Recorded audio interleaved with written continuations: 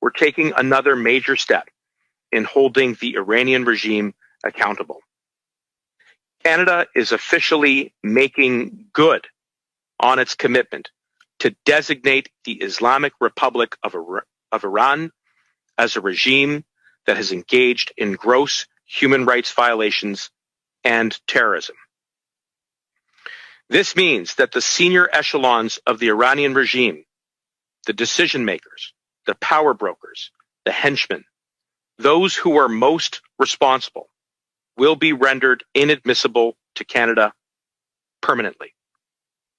This means that the architects of oppression, including members of the Islamic Revolutionary Guard Corps, will never set foot in Canada again.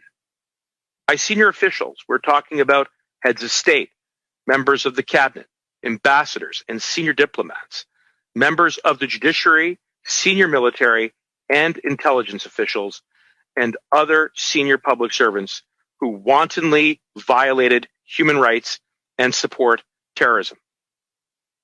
It's also important to underscore that current and former senior officials who were found to be here in Canada may be investigated and removed from the country.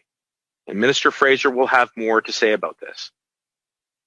Today's action builds on a series of ongoing sanctions previously imposed, including at the UN and here at home.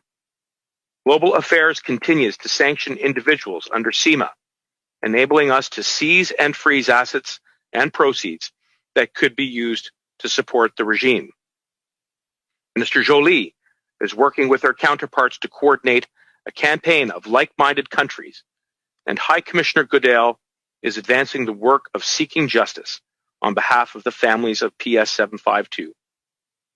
We continue to advance legislation like Bill S8 that will make anyone subject to sanctions automatically inadmissible to Canada. Finally, we know that sanctions are only as strong as our capacity to implement them, which is why we are enhancing resources on the front lines with $76 million for law enforcement agencies so we can move more quickly in seizing assets, gathering evidence,